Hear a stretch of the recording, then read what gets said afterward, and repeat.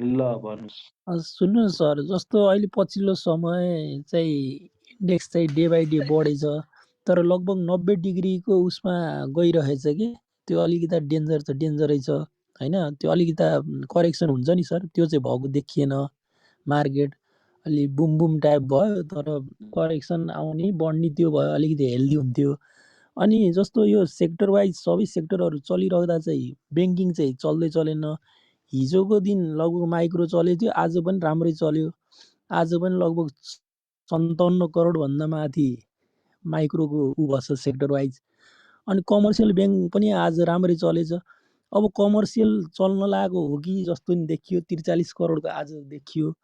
अनि मैले चाहिँ सरलाई सोध्न खोजेको चाहिँ माइक्रो फाइनेन्स हिजोबाट चल्न थाल्यो होइन। मैले चाहिँ विजय लघुवित्त यसो हेर्दाखेरि खासै आज पनि 3% मात्रै बढेको रहेछ होइन सर।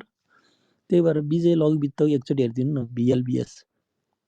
ओके, अरू त तपाईँले एक हिसाबले एनालाइसिस गर्नु भइहाल्यो, त्यसमा विमति राख्नुपर्ने जरुरी छैन। मार्केट अलिकति करेक्सन हुँदै अगाडि बढ्छ।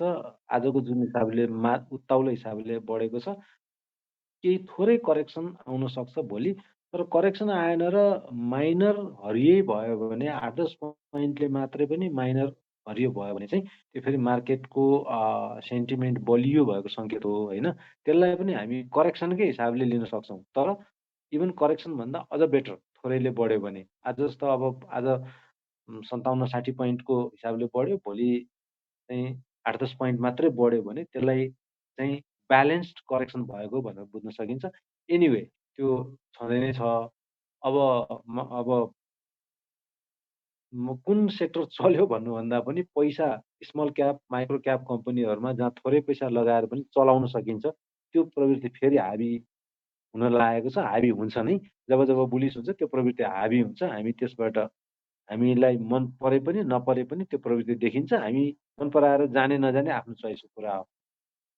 लार्ज क्याप कम्पनीहरू ब्याङ्किङहरूमा त्यसरी थोरै पैसा लिएर बसेर समग्र अहिले त भर्खर त 2-3-4 अरब त टेक्न थाल्यो। हामीले 21 अरबको मार्केट हेरिसकेको हो नि एक दिनमा।